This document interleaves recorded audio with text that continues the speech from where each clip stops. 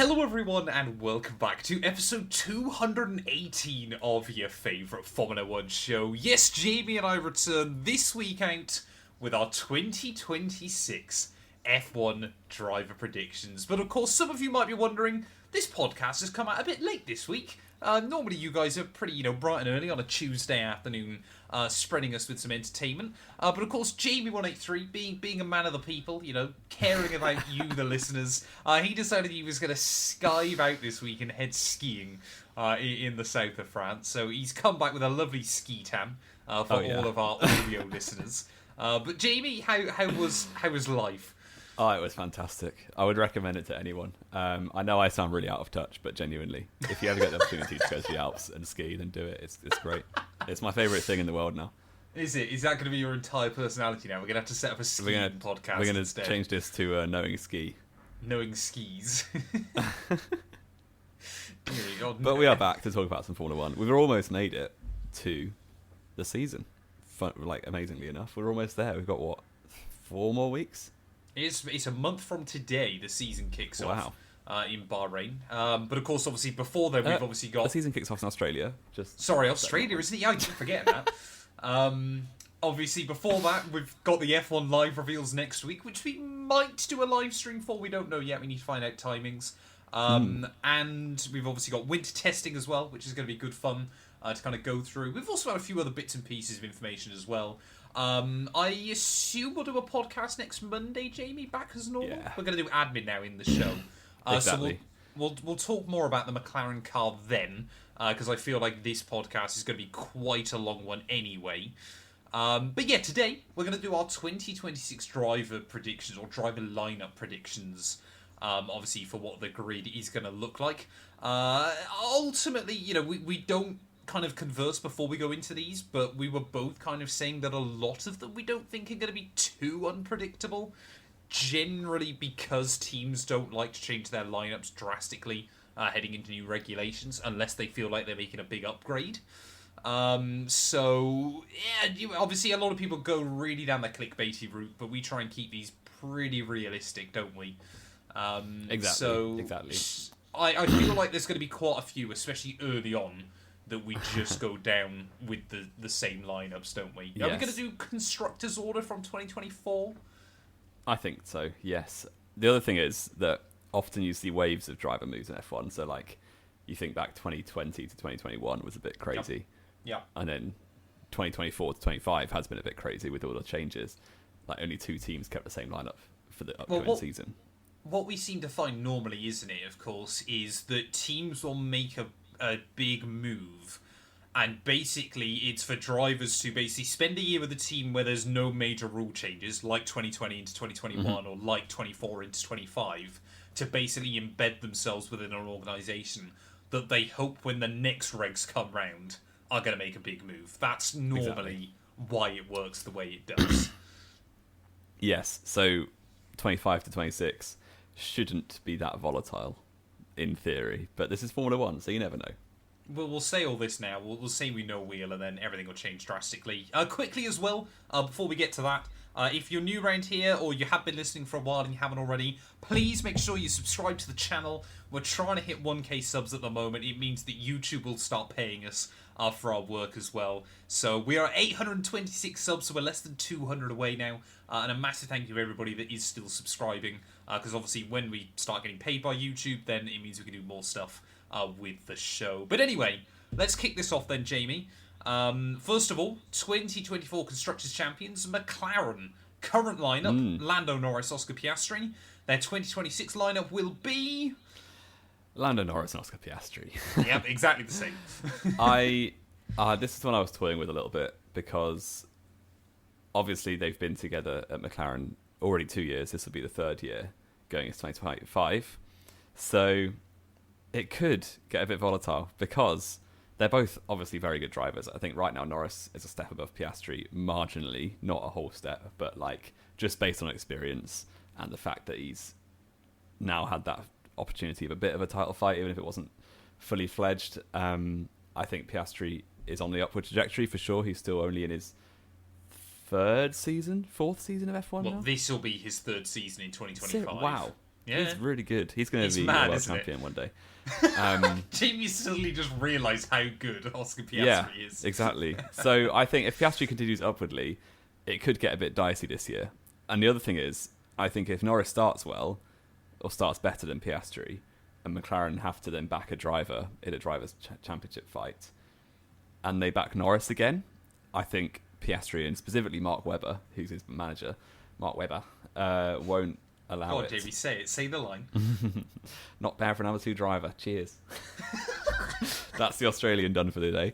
We'll That move sounded swiftly more on. West Country towards the end, but there we go. Yeah, I think if they back Norris again over Piastri, I think there'll be some hard conversations to be had. But they're both contracted to 2026, and they'll be going into the season on equal footing, and only will back one if they need to, I think.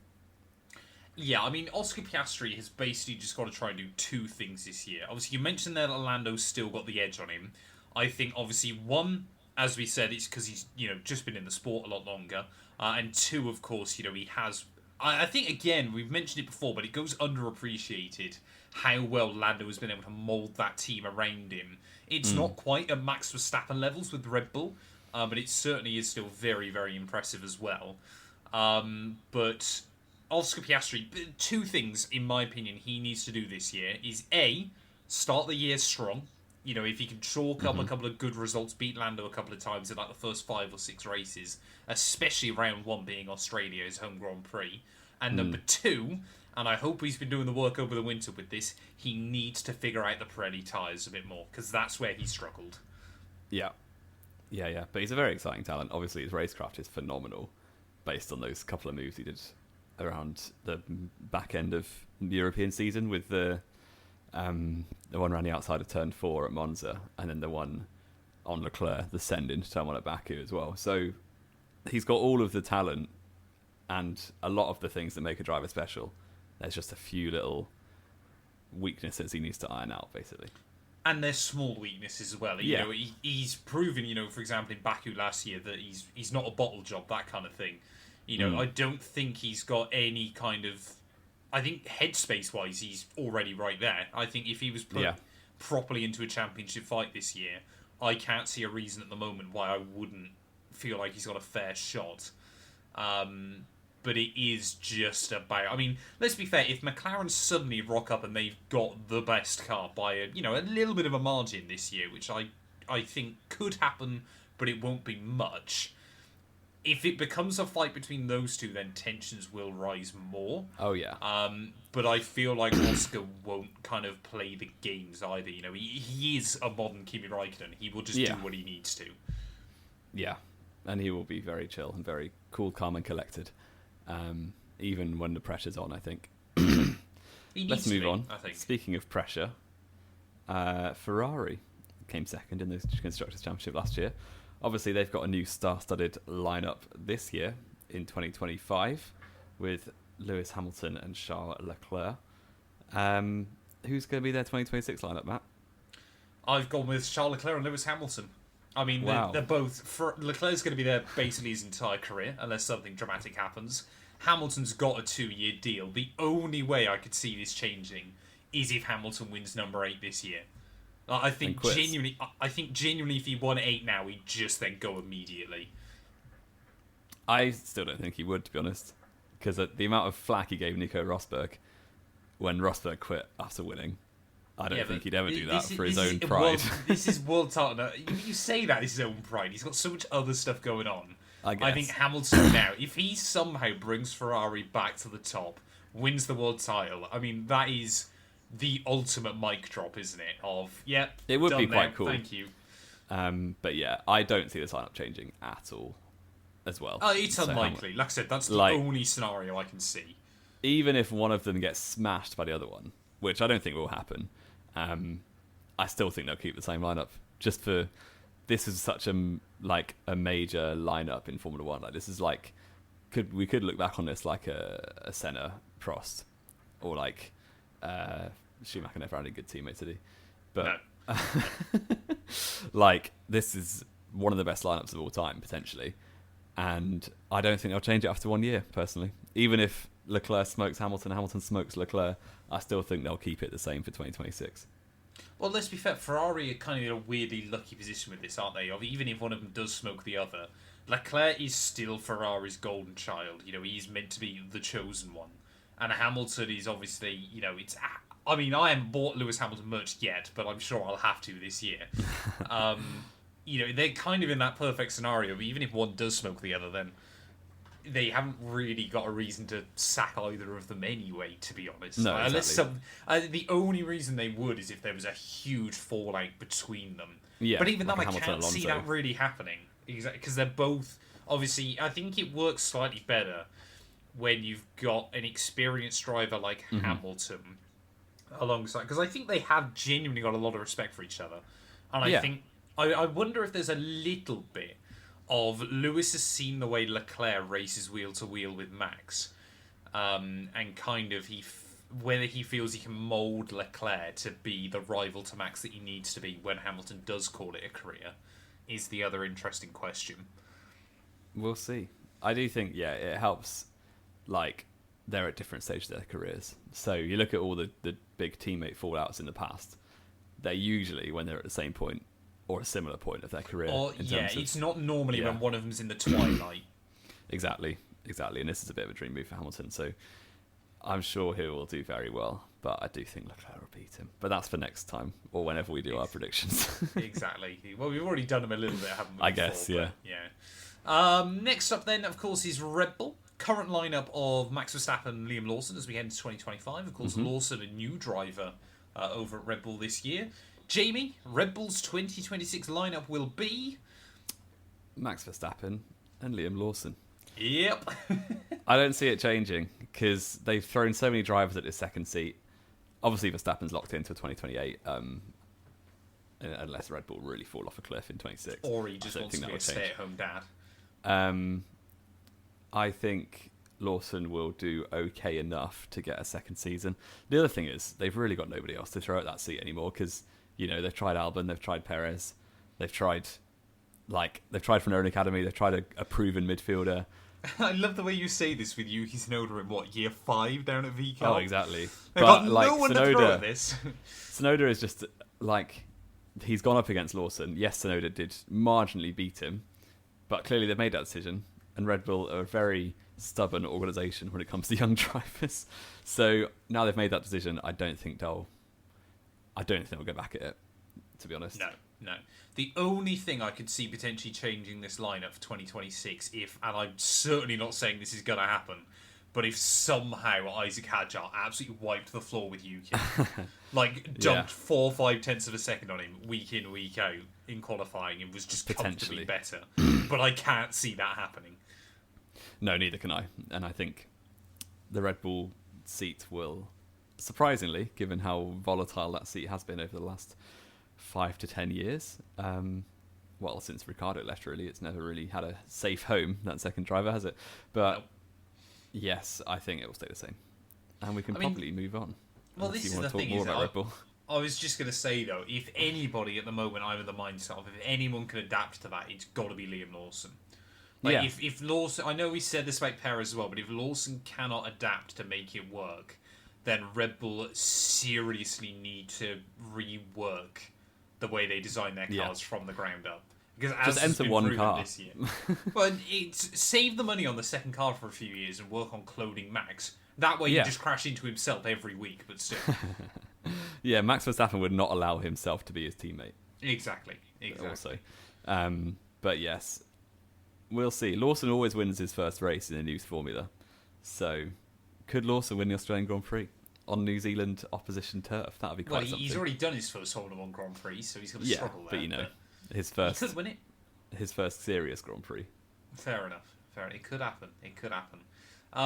Next up then, Mercedes. Obviously a new lineup as well coming into 2025. George Russell and Kimi Antonelli. Jamie dislikes Kimi Antonelli. I don't. You do. It's such a myth. You just don't want to see him succeed. It's hilarious. It is a bit of a myth, although I'm not going to do much to help myself.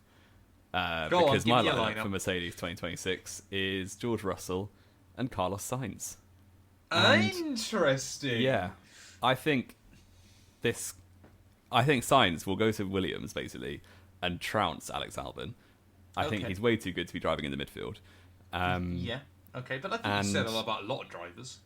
Yeah, you could say that about a lot of drivers. But if Mercedes do end up in a title fight, a constructors title fight that is, I think having a rookie who's 18 will potentially hold them back.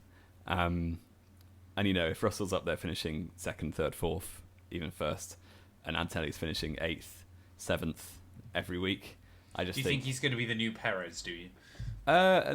part of me is like, it could happen very easily. I think he's probably You the really least... do hate the kid, don't you? But if you look at it logically, McLaren have got a very, very, two multiple race winners. Ferrari, obviously, excellent lineup. Verstappen at Red Bull, Russell at Mercedes. I think that 7th, 8th spot is going to be between Lawson and not Colapinto, wrong driver, Antonelli, every week, basically. So if Mercedes do want a Constructors' Championship, I think they've got to upgrade a second driver. And I even think this one could happen mid-season. No, you don't. You're not honestly going to sit here and tell me that Kimi Antonelli, Mercedes young protege, is going to get dropped mid-season. I don't think he gets dropped from the sport. And then also then try and say that he's going to get that you don't dislike him. I think he could. I think it won't be a dropping; it'll be a swap to give him some. It'll be like a going out on loan to Williams is how they'll frame it, because obviously So they'll that's do a balls. swap. Yeah, a swap signs for Antonelli. This is really what should have been the case anyway for 2025, I think. But yes, we will see.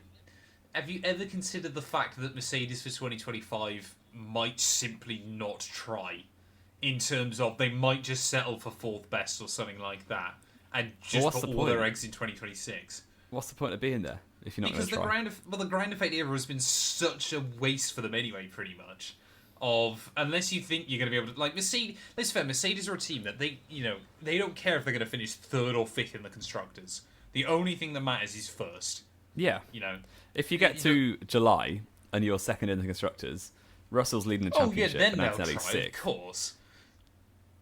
But Then I don't what think do they you do? wouldn't drop Antonelli still. I don't think. I think the problem is I think Mercedes are trying to use Antonelli in the same way Red Bull tried to use Verstappen, just without obviously see having that. the junior team. And I think they're gonna give him time, and they've got it. I think they could have easily put him in that Williams seat, and I'm sure they would have had the option to if they wanted to. Yeah. But I think they're just so invested in trying to make sure that he's working with Mercedes that that is what really matters to them. Yeah. I do. I part of me hopes I'm wrong. I don't hate Antonelli, But you do think he's going to get dropped mid-season? but that's not because I don't like the kid. I just think he's not ready. There's nothing wrong with that. He's 18. You He's never driven a Formula 1 rate car the young before. drivers. He has. I do. I've given Lawson a seat at Red Bull. Hang on a minute. No, you said Charles Leclerc was going to be a flop when he went to Ferrari. He wiped the floor with Seb immediately. You just dislike young drivers, Jamie. This is your problem. You just don't believe in the future of the sport. Well, mate, hopefully I'm wrong. Hopefully You're like every other person that goes skiing, stuck in 1958. Exactly. Come back with my top hat on and my smoking a pipe. And you're thinking Get of these young 1858. kids out of my sport. Deary me, deary me. Right. I mean, I'm guessing you've put Antonelli based on that I said conversation. Russell Antonelli, yeah. Okay. So I'm very, very interested to see where other people are going to slot in at yours later on down the line. Yes. Next up then, Aston Martin, Yes. Jamie. Current lineup, Alonso and Stroll. 2026 I think we might have lineup. gone different here. I hope we have. I have gone Alonso and Stroll. We have gone different. Okay, let me know yours. Sonoda and Stroll. Sonoda instead of Alonso. He's contracted. Is he? I thought he was Yes. gonna. I think he's gonna give it up at the end of this year. Really? You don't like the young drivers. I don't like the old drivers. That's Alonso how is good I hanging apart from on Lewis. with the skin of his teeth to that 2026 hope that Aston Martin is suddenly good. And I think Alonso's locked in. 2026 is his last year in the sport. 20 years after he won his most recent World Championship. But he's also saying that 2025 is going to be his swan song. No, he's not. Where have you Because seen this that? will be Newey will get time with the car. And I Okay, think well, there's going to be pressure from Honda to get Yes. Sonoda in. I do agree. I also wanted to put Sonoda in this team, but I Should we couldn't put find space Sonoda for and it. Alonso?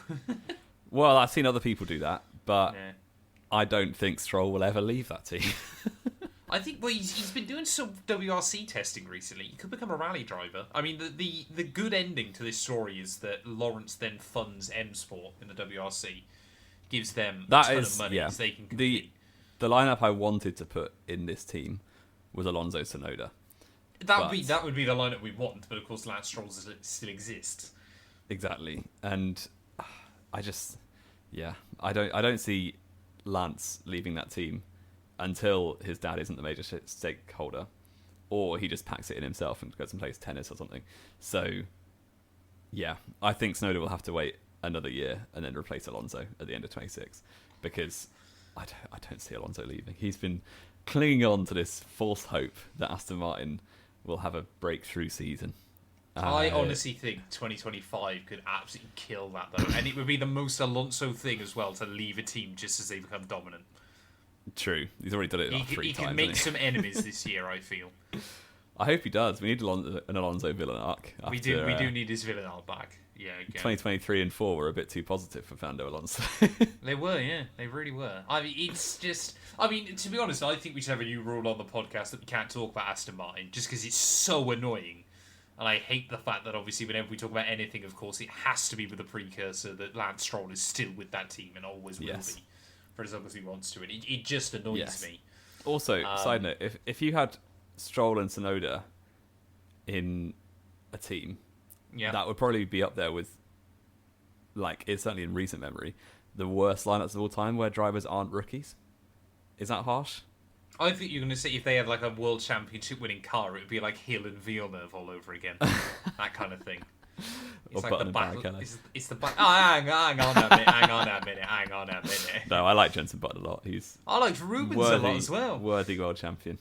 He deserved to have one, to be fair to him. But yeah, it's just that kind of... Like I said, if Aston did have a world championship car, you genuinely wouldn't know. It would need to be half a second clear of everything else. Oh, it would have to be completely dominant. Yeah. I think, actually, Tsunoda, I feel like, could manage pretty well. If he had, like, a 3/10 advantage or something, he'd keep up with most. I'm not sure. Fair enough. Again, Tsunoda's young. Jamie doesn't like him, ladies and gents. You've got to understand this. He's not younger than me. He's a day older than you, isn't he? He's a day older. There you go. There you go. Who knew?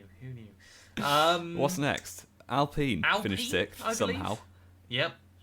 Clutch this one, I'm sure will have gone the same, because everyone in the community, everyone in the paddock knows this will be the lineup by mid-season.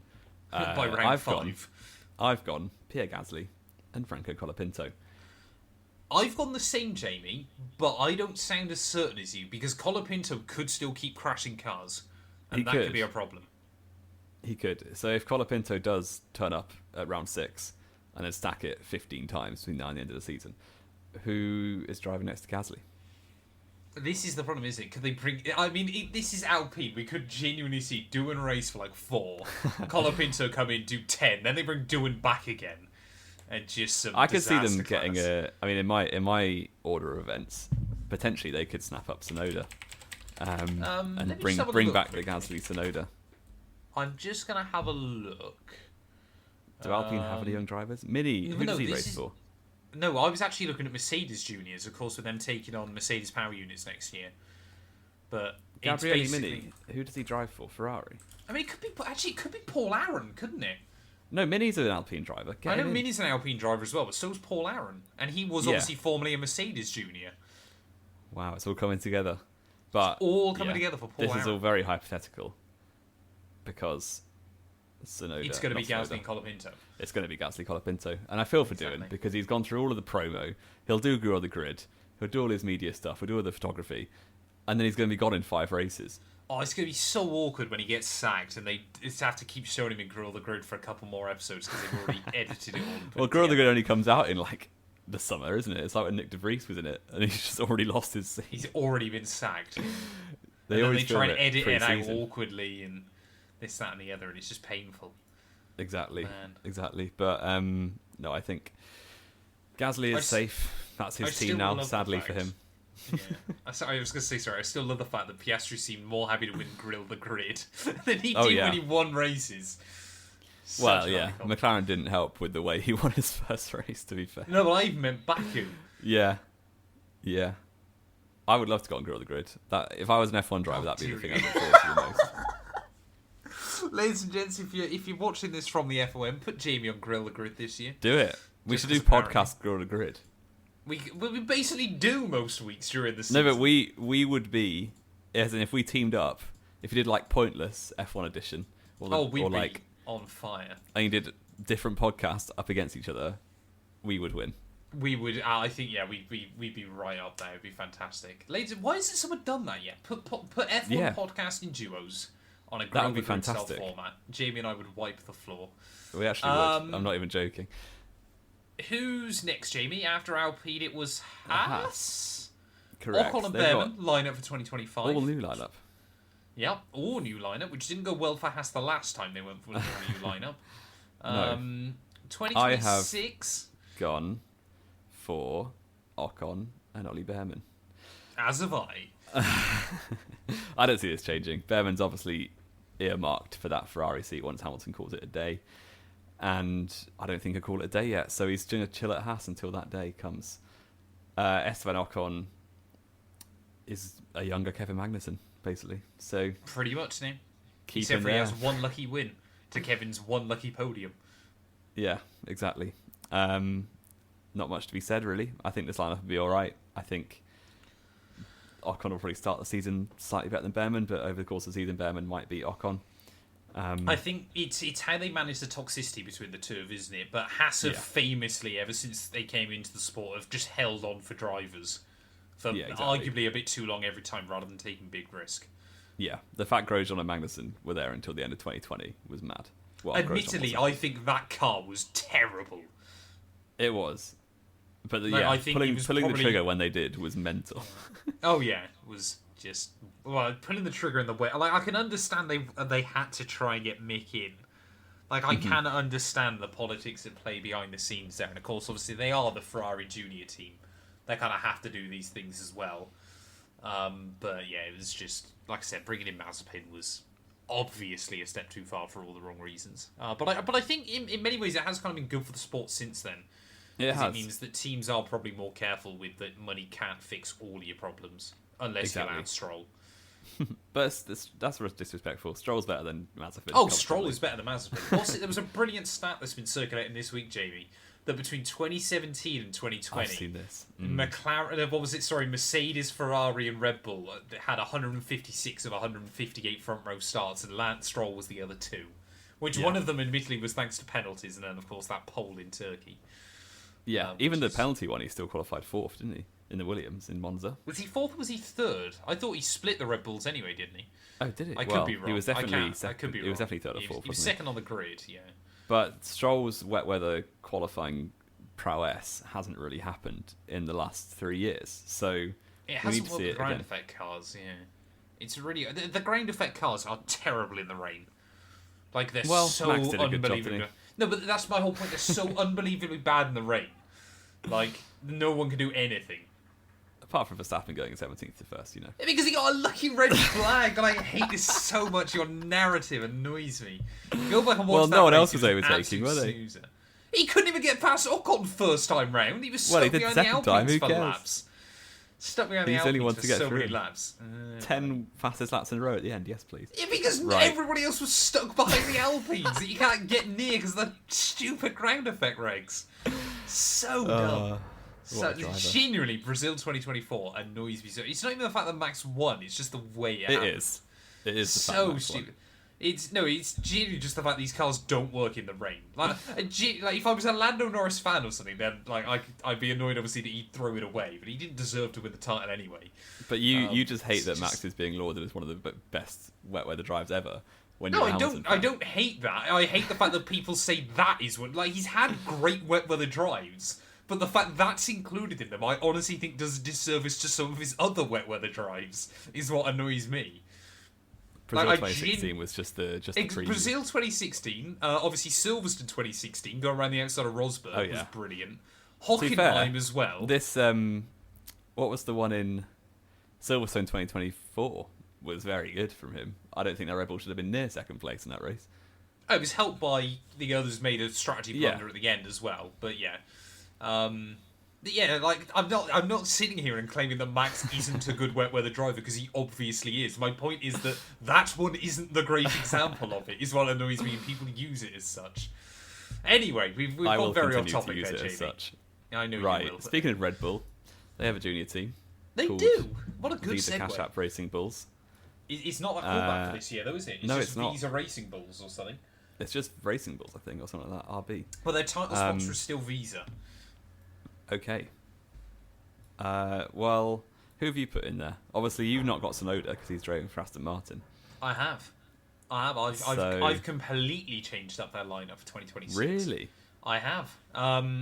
So I think Hadjar is going to be a flop this year, as he has. And been I'm the throughout- one who hates young drivers. I'm sorry. You've seen his junior career. He's barely done anything. So I've gone Jamie. I think Arvid Lindblad, of course, he's going to be Red Bull's kind of next pro to say that they want to move up through the ranks. But I've completely left field one alongside him because I think he's going to do very, very well in F2 this year.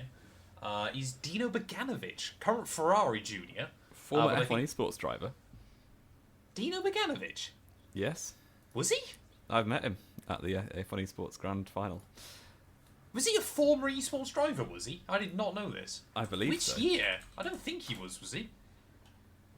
I'm going to do some research. I don't because- believe he was. Carry on 'Cause speaking about- He would have been like 14 at the time. Well, he did very, very well in his first couple of outings in F2. When all the F3 drivers moved to F2 at the end of the year, he seemed like the one that did best treading water as he moved up. Obviously, currently a Ferrari junior, but of course, obviously, you're looking at kind of Ferrari paths at the moment. He's not really going to get a look in there. So I think Red Bull will snap him up if he has a really good F2 campaign, give him that shot in F1 that he wants, and become the first Swede since Marcus Ericsson back in the sport. Have you got any information on Dino Beganovic as an Yes, F1 he has esports competed driver? in several F1 esports seasons. Has he? Wait, this must have Indeed. been early days then, wasn't it? Yeah, it was, yeah. I did not know this. Or did I know Yeah, this? it must have been Which 2018, years? 19-ish, I reckon. Like, years ago now.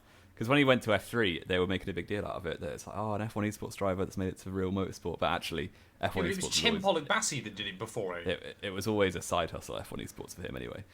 Because he was always into karting and that. So, yeah, fair enough. I don't see that happening. Okay, who's your lineup? I like Beganovic, but Red Bull are prone to not leaving their stable. Especially Hang on a the minute, junior Nick team. de Vries? Yeah, but that was just because Marco got like tunnel vision. after Marco one came off his race. meds. Exactly. I have obviously got Tsunoda there for his sixth season. Deary me. He's waiting for that Aston seat to open up, and that's the only place he can go. And I've also gone Arvid Lindblad because Isaac Hadjar will be a flop, as you said. Fair enough. So neither of us think Hadjar's going to be in 2026. He's getting 1 year. Yes, and I said this last week or last podcast we did that here's a bold prediction I will stand by, and I hope I never meet Isaac Hadjar in the flesh because he would beat me up. He's going to get beaten up by an 18-year-old. He will never drive a team that isn't the V-Carb Minardi Toro Rosso team. Could he go Alpine because he's French? Oh, well, I did wonder that he could, but I just think Colapinto's better. So, Fair enough. Fair enough. Yeah, next up, Williams. Williams. Oh, we've both definitely. Well, I've changed up my lineup as well. Spoilers. But you Really? must have, because Yeah. obviously you taking Sainz out. I've Where- took what Sainz have you gone there? out. I've just done a straight swap.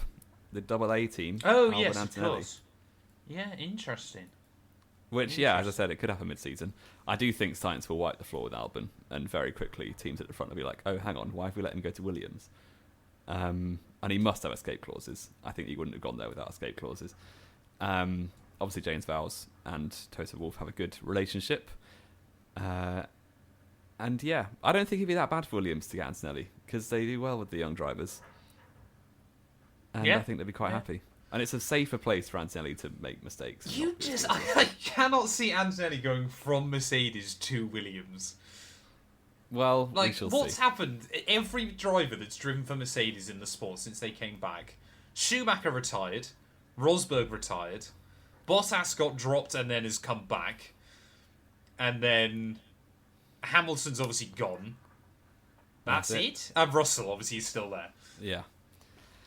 Yeah, they're very cautious with their driver moves, but I don't know. I just think that he won't be very good, basically, in Formula 1's a bit I cutthroat. can't get over this, man.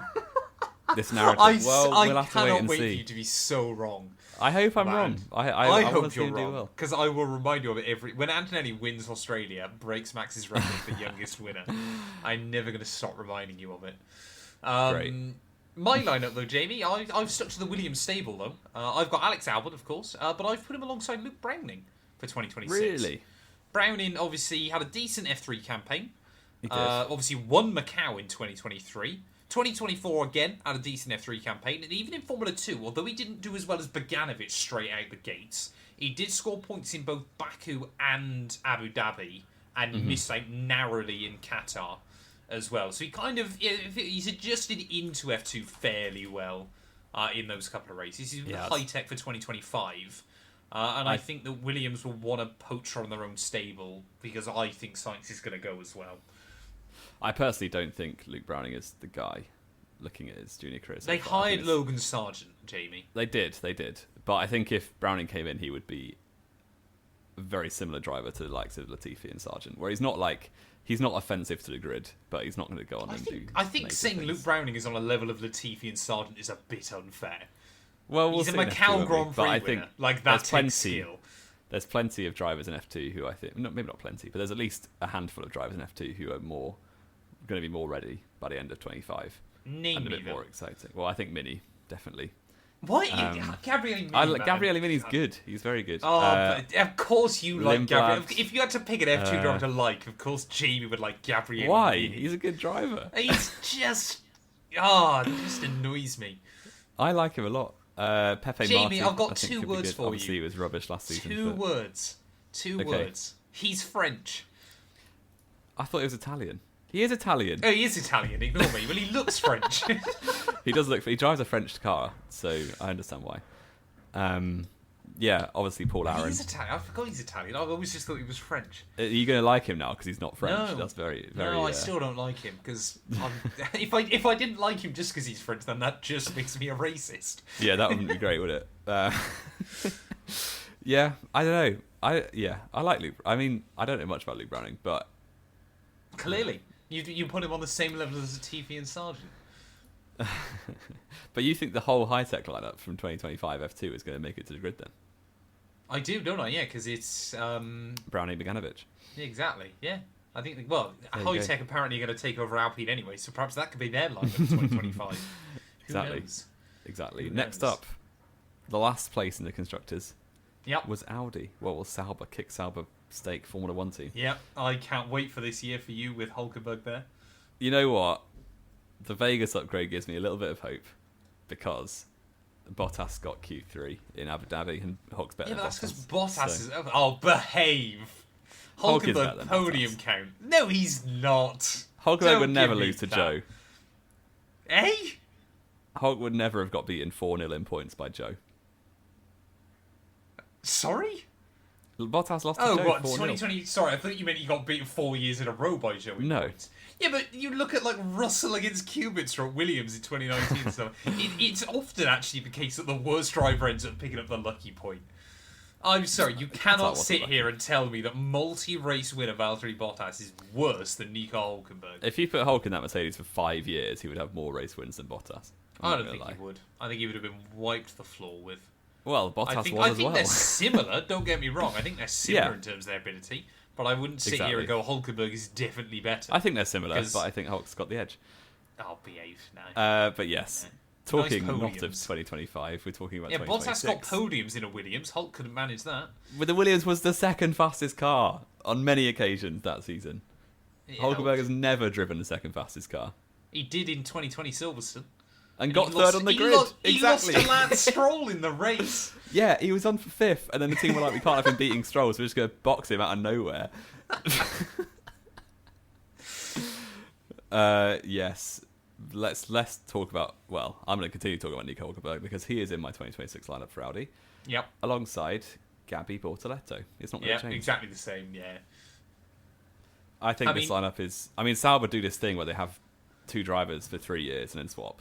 So They do like to have a system, don't they, in place if you get a 3-year Yes. cycle for some reason. I mean, let's be fair. Hulkenberg wasn't a signing for 2025. He's a 2026 signing that's been brought a year early. Yes. Which he's just got to accept the fact. I mean, when Audi inevitably stink the place up, and Hulkenberg's wasted a year of his career right towards the end, right at the end, yeah. it's going to be funny. I Bortoletto will not is... put them last in my constructors' predictions for 20. Okay, I like that. Bortoletto is basically just a hedged bet, isn't he? Of if he delivers, they keep him. If he doesn't, then they can get rid. No kind of problem. But Exactly. he's proven to be adaptable throughout his junior career, so I think he'll do enough to stay. And I think Hulkenberg and him will work well together. Yeah, and Sauber love this kind of thing where they've got an experienced and a rookie, or an experienced and a young driver. So, yeah, they had it with Raikkonen and Giovinazzi. They had it with, obviously, Bottas, Joe. Ericsson, Leclerc. Ericsson, Leclerc, back in the day. Marcus Ericsson, obviously a similar caliber of driver to Valtteri Bottas. To Kimi Raikkonen and Valtteri Bottas, of course.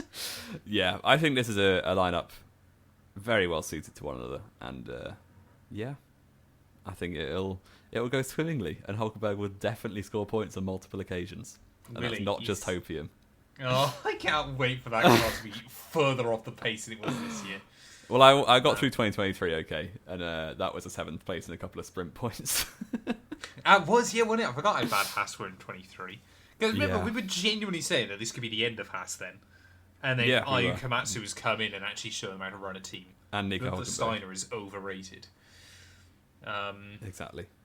Last up then, Jamie, our special feature. Yes. Because, of course, because it's not even confirmed necessarily that they will definitely be on the grid in 2026. But it gives It's us not. something interesting to talk about. Of course, is Cadillac. Yes. And there were so many drivers that I just siphoned through. One of the drivers like was how? absolutely nailed on. So Which is I immediately put Sergio Perez in that team. interesting. Obviously, he's Mexican, and a Cadillac He are is. American. He is. They are. They want a Are they face. gonna have to pay a 25% import tariff for him? Well, they'll start calling him the Gulf of America instead of the Gulf of Mexico. They'll start calling him the Gulf of They'll call him the pilot of America, or just calling him America. the We'll see. Americas. Yeah, the Americas man. Exactly. I think they want a face, and they want ideally an American driver, but to be honest, there aren't any who are going to be that good. So, yes, I put Perez in there because obviously he's a free agent. He's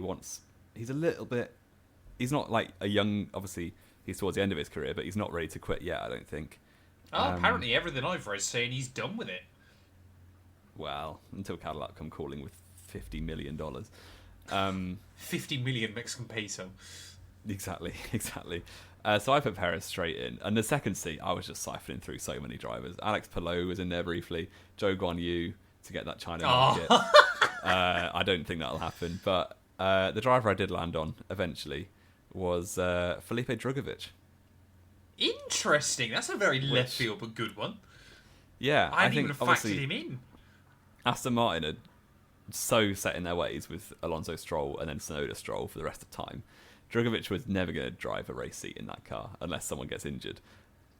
It's time to call it quits and find a new way of getting into F1 because I think he's certainly good enough based on testing times and the way that he performs in practice sessions as test driver. So yeah, and obviously Brazilian, there's a big market down there as well. Well, this is the thing, isn't it? Obviously, but you think, well, that market might be absorbed up now by Bortoletto this year. But I'm always quite impressed that, because obviously the way that Drugovich won F2 was obviously very dominant, but kind of he's in his 3rd year.